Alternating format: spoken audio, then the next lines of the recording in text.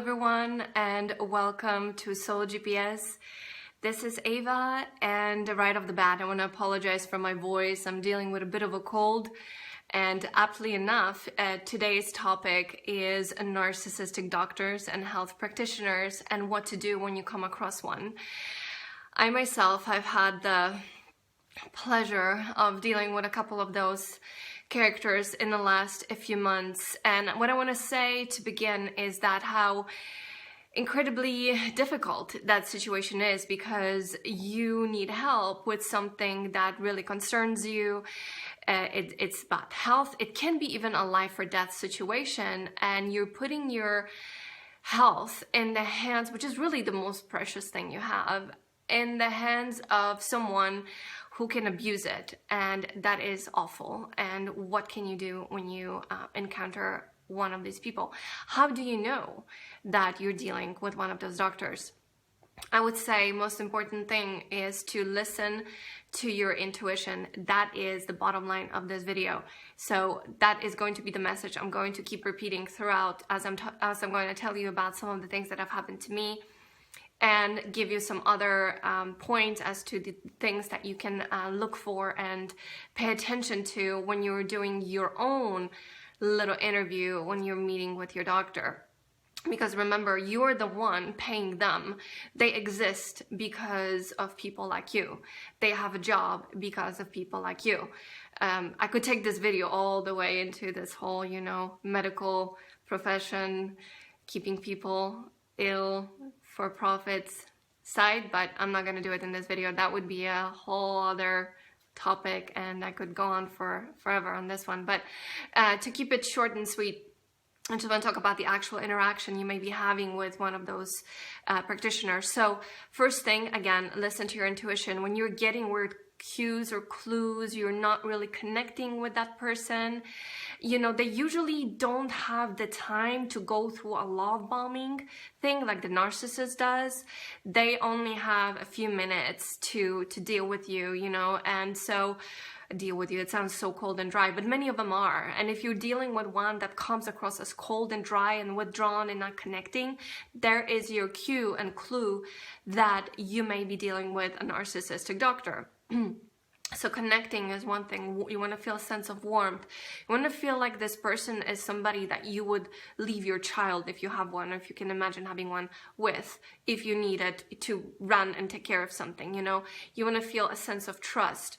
And how do you get that how do you do that quick assessment, right, within a short period of time?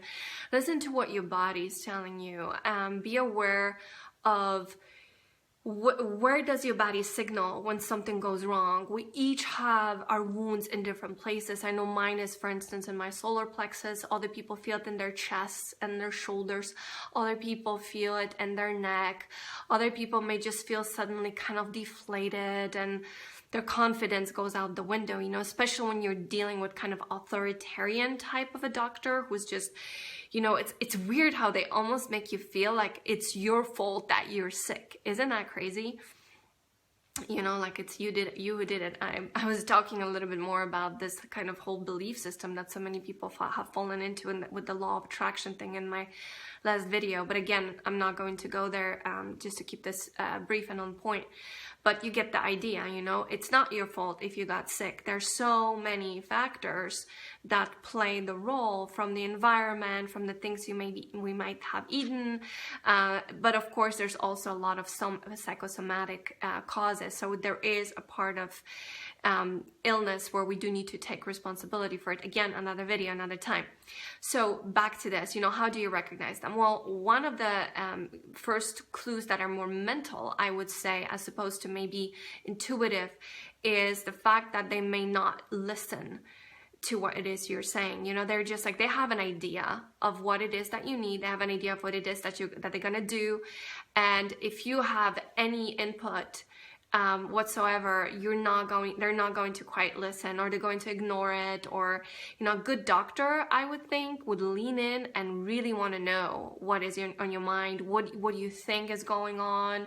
What do you think could help? What do you think might be the causes? Oftentimes we know more than we think, and I think that a good practitioner, good doctor, would have the skill and experience, having done it for some time, to really listen to what it is that's bothering you, as opposed to being kind of a cookie cutter, which again, unfortunately, many of our doctors are these days, because they only have 5 minutes for a visit or so, and they're busy making money selling drugs.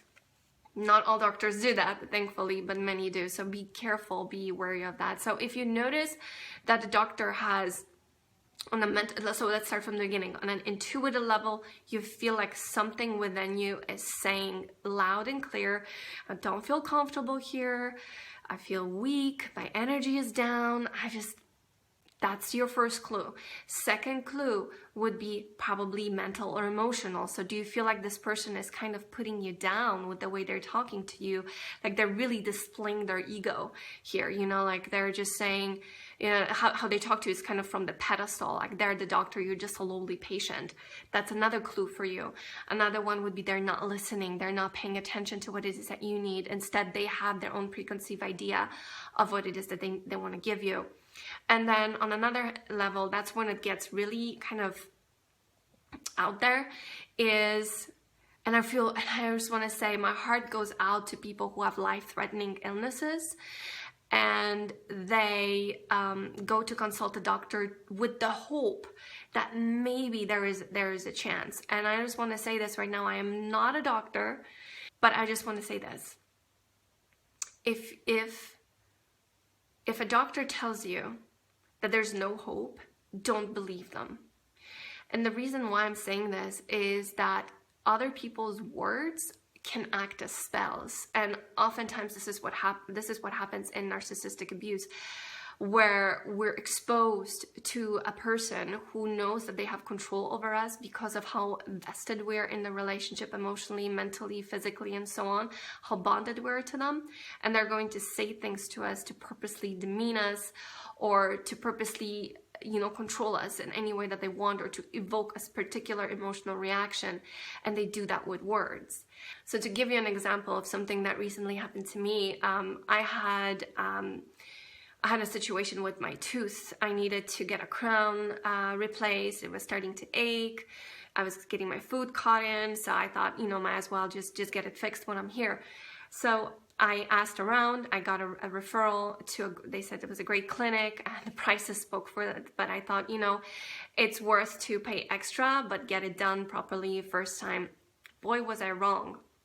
It started well with, I was working with a really good doctor, I had a good feeling about him, but as you may know, getting a crown replaced is not one appointment, it takes at least 2, sometimes more. And so after I had everything prepared to get the job finished, suddenly I needed to switch doctors, because my doctor went first on an extended leave of absence. Then there was just all sorts of weird things that I was getting weird phone calls from the clinic. I felt like something was up. In the end, it ended up that the doctor basically just started his own clinic and walked away to do his own practice. And instead of the clinic I was working with telling me the truth, they hid the fact. They said he was on an extended leave of absence because of his own health issues, and so this is why I needed to change doctors. So I ended up working with the owner of the clinic, and right off the bat, when he introduced himself, I found him kind of fake and placating, and he gave me that really fake smile, and his hand was really clammy, like the whole thing seemed sort of sugary and weird and just not authentic. My intuition was like giving me already red flags, but it wasn't enough for me to like say, okay, I don't want to have, an appointment with you because you smiled at me the wrong way. I just didn't feel like I had enough evidence at this point, so I went along with it. When I was getting my numbing shot, the anesthesia, I'm not sure if this is called an anesthesia or if just the full-blown when you put out is anesthesia, but you get the idea. So I was getting the shot. It was really painful. I felt like he wasn't really paying attention to what he was doing. It was like jabbing me all over the place. I was squirming. He wasn't paying attention. Normally, I'm used to the doctors asking, like, is this okay? If you want, we'll wait a little bit until you calm down, No, this guy was like all out, just going for it. I felt like I was just like an object laying on the on the chair and not like a patient. And then he and the nurse were having all these personal conversations with each other. So again, I felt like that was kind of disrespectful. To make a long story short, I ended up in tears from this work being done the wrong way so many times. Food kept getting caught in between. My gums were swollen. It was bleeding. I had to have it done 5 times. I kid you guys not, 5 times. I started in September of last year and I didn't finish until May. 5 procedures, and it was still done wrong. Finally, I wrote to them back when I was in Croatia and I told them this is still not working. I took a picture of my floss full of blood and I said, this is what I'm dealing with 5 times a day. I want my money back. And thankfully they didn't argue with me. They returned this, but it wasn't so much the money, it was the fact that, you know, all the pain I had to go through. So I researched another doctor and I drove really far to meet with him because I heard good things. But this time I was like, if this is not working, I'm just gonna do one in the US, you know, or you know, I'm just gonna keep looking until I find the right person. Thankfully, I really connected with this doctor. He was really warm. He was really humble. He listened to my story. I told him right away what my expectations were, and he fulfilled them. And so I'm really happy with his work. And so I just want to urge you again, listen to your intuition when something goes wrong, you know, don't be afraid to speak up. Don't be afraid to ask for what you need, ask for compensation, ask for them to give you your money back, because it's really about your health, and don't let them intimidate you. You are the most important person in your life, and your health is your most important asset. When we're not healthy, when I'm experiencing this right now, even though it's just a cold, but you know, last couple of days I was just so low energy, I couldn't do anything, and I'm like, oh my God, health really indeed is the most important thing we have, and we don't really appreciate it generally until we lose it. So, and again, if you feel like the person you're interacting with is not really listening to you, is not respectful, is not having a good, clear communication with you, then you can always walk away. Do not worry about their opinion of you. It really doesn't matter. What their opinion of you is their business, not yours. What's most important is that you know what to do in order to take care of yourself. So I'm going to end this video with what I always say, which is to always listen to your inner compass, let it guide you, and especially when you're dealing with your health. Thank you so much for watching. I hope to see you in another video, and meanwhile, I'm sending you lots of love from Poland. Take care. Bye-bye.